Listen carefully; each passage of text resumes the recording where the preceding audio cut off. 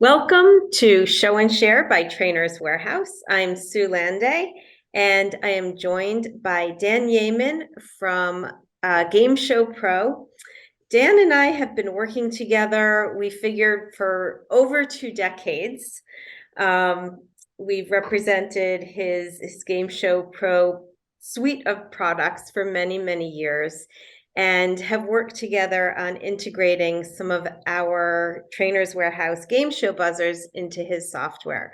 So it's been a terrific partnership. Uh, Dan founded Game Show Pro and also a production company he has called LiveSpark, where they run huge installations of game shows for different companies.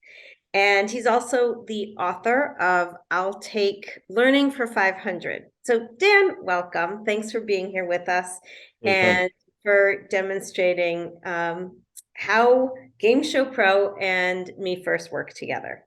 Great. No, thank you. You want me to take it away? Yeah, please do. Okay, let me share the screen. And so can you see the screen? It's got Game Show Pro, picture of me in there. Yep, we can Okay, see it. beautiful. So I'm first going to walk through a couple things about Game Show Pro. Then I'm going to switch cameras and you'll see the Me First button, and we'll talk about how they integrate it so you can set up the games and or set up the paddles as well as play the game. Uh, but just a little background behind Game Show Pro, it lets you create 3 different game shows. You can play either in class or virtually. The games are created using PowerPoint, and let me find PowerPoint here. So it's got our own templates that you can just go ahead and type and edit your questions. Oop, that's me do it down there. And I just pushed the button that started it. Hold on. But that will let you create the game. Let me quit out of here. Naturally, We practiced this really well right before it started. always before we started. Yes. Okay, great. So, anyways, where I was going with that was that you create the games in PowerPoint. So anybody can go ahead and create the games. You don't need Game Show Pro to do it. You can crowdsource the questions and then you import them into Game Show Pro.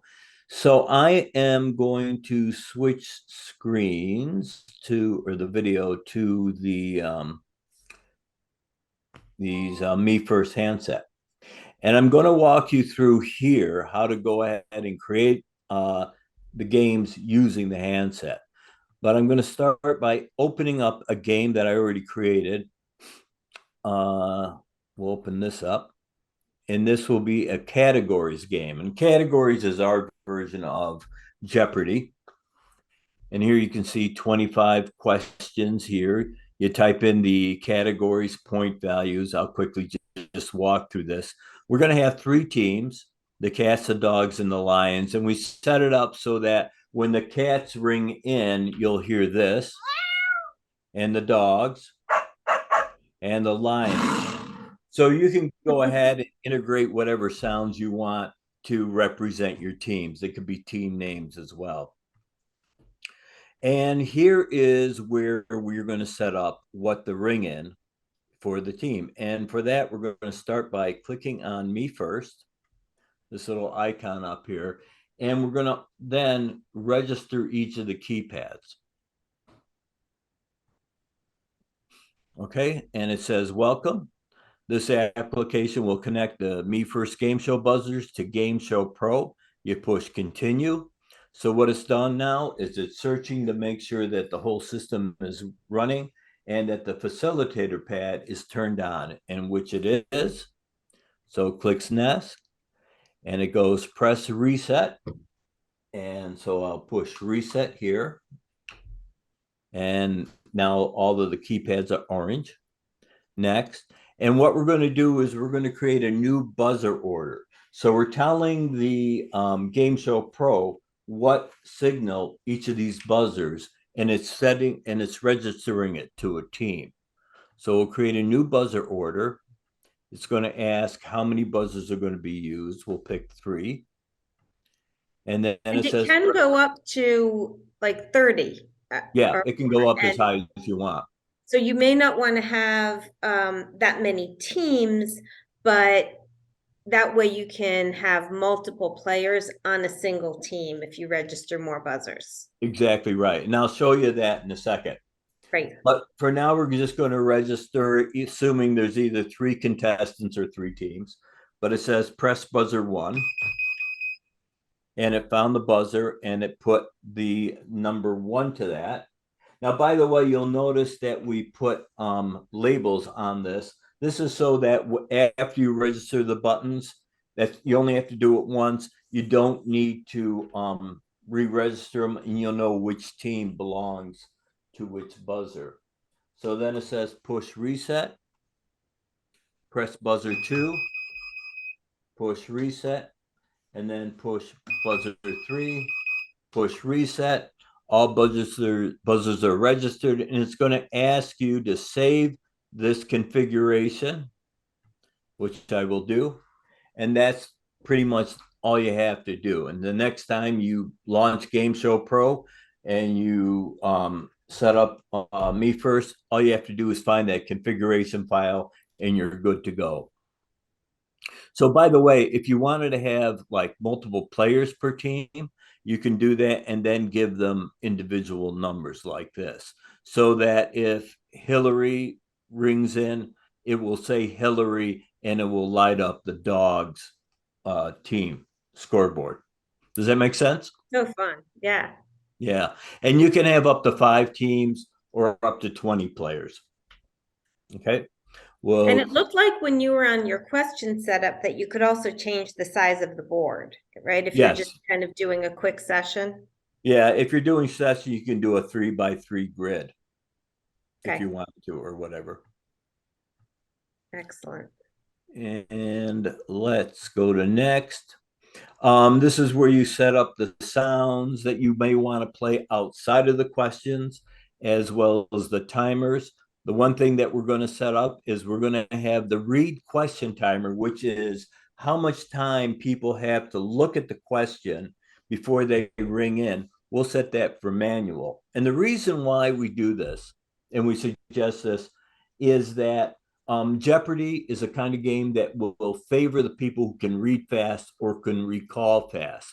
But that might not be the optimal way of doing it if you're doing a class, let's say, of people who English might be the second language, or, they want to think about the question before you answer. By setting it up as manual, you can control when people ring in. Okay. So we're now going to push play.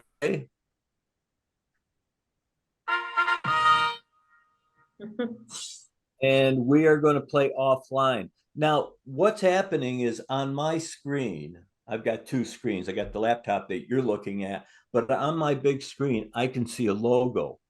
And this is so that when you're in a classroom, the audience is looking at the game board and only the game board, but you are looking at the screen where you control the game. But we built in this ability to preview what's on the big screen. So if you're in, a hotel room or you don't have a second screen hooked up, you can still see what the experience the audience is looking at with this thing. So we're just going to keep this here for now, and we are going to play offline, and we're just going to go straight to the board. And here is the board. This is again what the audience is seeing, and over here is how you're going to be controlling it, and they'll be pretty obvious. But the first thing we want to do is we want to test the ring-in system. Now, if you've used paddles before or games, so usually the team that is behind are the ones that might be complaining that the keypads aren't working, where in fact we know that they are. So this will give them a chance to test it. So you can see on the viewer screen, it says test ring in. So we're going to press, that's working. We'll push reset. That's working. Push reset. And that is working. So all three keypads are working and we're ready to go. And But Dan, can you test that ring in the middle of the game? yeah, anytime. Okay. Yep. That's a good question. Yeah. Anytime. And because even though they test it in the morning or in the beginning, they still may say, wait a second, you know. Exactly, exactly. And I The should say, as I'm bouncing in with questions, if anyone who is on the call has questions, this is really informal, so please feel free to bounce in and ask as well. Yeah, absolutely. So we're not going to push reset yet because the reset button is what allows people to ring in. See, you cannot ring in this state, but by pushing reset, you can control when it rings in. And in Gameshow Pro, the audience is clued and when they can ring in by seeing a blue bar that will be underneath the question. You don't need that so much with this, which is why I love Me First, because the buttons tell them when they can slam in the colors on the buttons. It's great. So with that, we're going to see who goes first. And we have the dogs. And let's say the dogs go nerd knowledge for 100. You click here. Now you can see on this screen, both the question and the answer are shown. The audience only sees the question until they answer it. So you read the question: when referring to phone calls made over the internet, when does the acronym or what does the acronym VoIP stand for? And at that point, when you want them to ring in, you push reset, and now all the buttons are orange and you can ring in. And you'll see right here, the blue line is counting down. Now, I made it very slow so I could talk while this is happening. But let's say team one rings in and they happen to get it right. They say voice over internet protocol. What you can do is you click right here and it gives the cats 100 points, and you can just push return to board or you hit the space bar and now you're back to the board. And this is still in the lockout mode. Again, you can control when they ring in. So you can see by the orange dot, also by the flashing light, that cats are in control. And let's say they take arts for 100. And the question is, What a Wonderful World is a jazz song first recorded by which American singer? You push reset. And now someone rings in. Let's say it's the dogs. And let's say they answered Louis Anderson. They got confused with the American comedian. So we push negative. Nope, that's wrong. You could also push wrong here, or even better, you could push continue. Someone else can ring in. And let's say they're right. And let me do that one more time. Let's say the cats go with be a sport. You push reset. Anyone can ring in. Now, this is how it really is a great way of working in this. And let's say the dogs again get something wrong. You can push wrong here and it would deduct the points. Or if you push continue, what happens is they're marked wrong and the other two teams can ring in. And let's say they're right. And that's how it works. So right now the score is 300 to minus 200. The Lions are just keeping quiet. So Are I'm there any just going to questions about this? interject for 1 minute, Dan. Someone had asked if this will work with older versions of Me First, and you're correct. Unfortunately, it won't. The earlier versions didn't have a USB interface, and this does, and each of those pads has a unique serial number. So, it is a new capability of the game.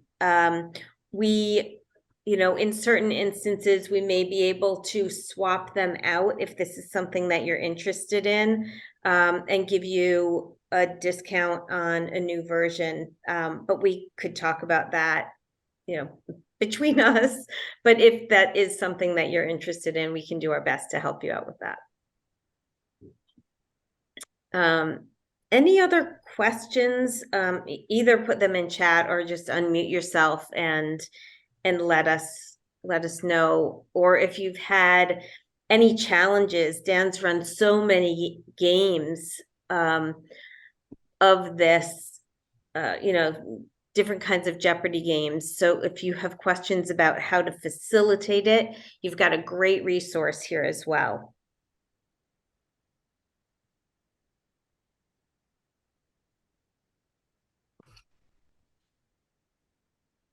Any questions?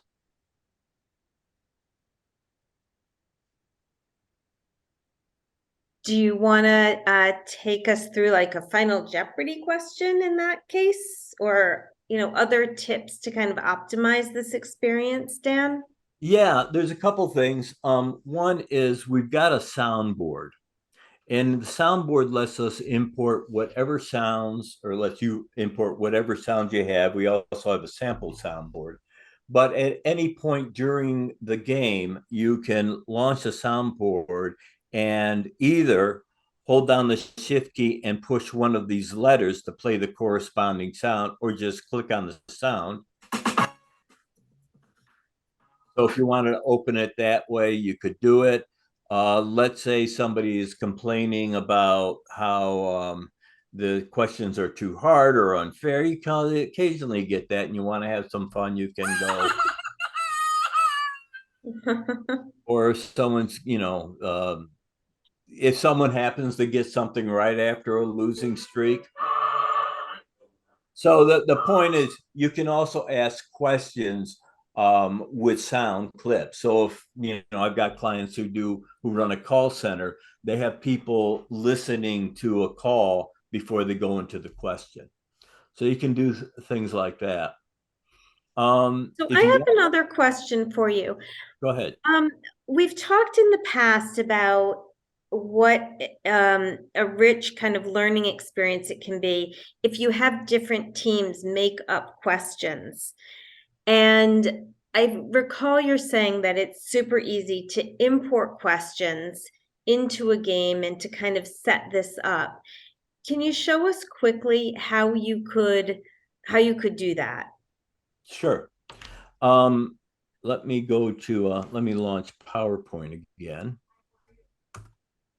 Because I love the idea while you're doing that. I love the idea of being able to use game shows not just as a wrap-up activity to see what people learned, but to use it either in while you're communicating content as a vehicle to kind of make that part of your presentation more fun and interactive, or as people are kind of taking in the information and owning it, to be able to come up with questions for their colleagues or for other teams. So yeah, show us what that looks like. Sure. And by the way, that is, I know a lot of school teachers are, their chance to they get the kids invested in game and in learning by allowing them to go ahead and write the questions in different categories and so on. So it's a great way of putting the student in the role of an instructor. They have to learn the material. But here is a game that we just created. And what I'm going to do is click on Gameshow Pro. This is our program built within PowerPoint. And we're going to create a new categories game. And it's going to ask me to save it. And Was this an add-on that you need to work with PowerPoint? it's built into the game. Okay. Yeah, hold on one second. I've got an old version here. You know what? Let me okay, we got it going now. Sorry, I'm asking the tough questions. No, you're not. It's what I'm doing is I'm doing something that I shouldn't be doing. Okay, so now it's asking me to save it. We'll put this sample game. Okay, now we're good to go. My computer is running slow. I apologize. So what you can do is bring up the screen here, and they can just go ahead and type in a question. So, and if they have PowerPoint on the computer, they can do this. Cross the road. So they can just do this in PowerPoint and then like email you the The questions or something. PowerPoints, and you can go ahead and copy and paste it into another PowerPoint, like I just Okay. did. And that's it. And so when people have done it, and we've got clients where one group just focuses on one category and so on, they email it in, and they go ahead and assemble the deck. Excellent. Yeah. And we also have a new version of the PowerPoint that's coming out that will let you import from an Excel file or a variety. And we also have one where you can indicate this is in beta. You can indicate what category you want, and it will go to AI, Chat GPT, and source all the questions and answers for you. Oh, wow. Yeah, which That's is very sort of cool. fun if you're doing a trivia question or something like that. The problem is, and you may, if you've been using Chat GPT, is sometimes they'll get the answers wrong. Like, we did one give me thing on California, and apparently Chat GPT at the time thought San Francisco was the capital of California, which I don't think it is. Sacramento, right? Yeah, it is. You would win that. Yay. Yeah. Um, all right. Any other questions or, as you've demoed this recently, Dan, other questions that you get frequently? Well, I think the biggest thing is there's a lot of options that you can play. I love using the Me First system. It's a great way of ringing in. But if for a particular thing you didn't want to necessarily, or you wanted to play a game as a different version, you don't have to have them ring in. You can just control who's in control and just go from one team to the other to the other. Um, the other best practices I can suggest is that this is true, especially we do a lot of sales training, and the salespeople are so competitive, they will go for the 500-point value questions right away. And the only problem with that is one, um, they'll either end up so far in the hole they'll never make it back out, or two, they'll be so far ahead, which is what they're hoping for, the other teams weren't in the race. And the one thing you want to make sure that happens is that everybody stays engaged in the game. So one thing that we'll do is we'll say you can choose the category, but we're going to go with the lowest point within that category. So for Mhm. instance, if they choose be a sport, it's going to be for 200, things like that. Got it. Got Um, yeah. And it. Sarah has also asked, do you need PowerPoint to run the game? you need PowerPoint to create the questions. Okay. And then you're importing basically a PowerPoint presentation into Yep. Gameshow Pro. Yeah. What Gameshow Pro is exports it into a format. The PowerPoint plugin will export it into a format that Gameshow Pro can read. Okay. The reason I'm going with this is that you can create just however the slides you want it to look like. You can brand it to your company. You can have pictures wherever you want. And it just gives you a much more multimedia rich Well, and question. also probably integrate it into what you're already using, Yeah. right? If Yep. you've already created slides. Yep. You got Sorry, little theme slides going through it. I'm not sure if I interrupted another tip that you had No, earlier. We're good. no. Okay. Any other questions by the folks who were on the phone? Have you had your own experiences running game shows that have either been successes or failures that you'd like to debrief or share? We have a quiet group right now. Dan, have you had any disaster experiences? Not that I'll ever say.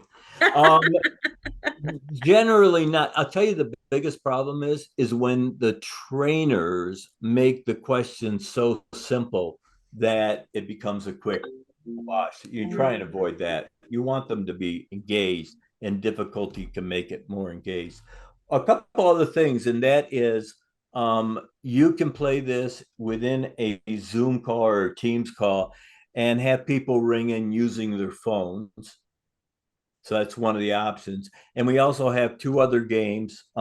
Family Feud version games called Classroom Feud works with the Me First. And then we have a game that's called All Play where everybody plays along using their phones. Excellent. And I think that you just answered Lori's question about other game options available. Right. Yeah. All Play is amazingly flexible. So is it And all play that you would use with your phones, or can you use your phones for this kind of Jeopardy game? you can use the phones for Jeopardy as well. Okay, What happens is when everybody logs into the same location, what they see on the screen is a gray button. When it's time to ring in, it turns green. You can ring in and do you do have that. to set it up to receive that? I guess we specifically, you clicked the live version instead of the online, Yep, right? When we yep, first logged in. yep. If Okay, we were to go on and gone into the online version, it would display a QR code, and everybody can log into it with that. got it.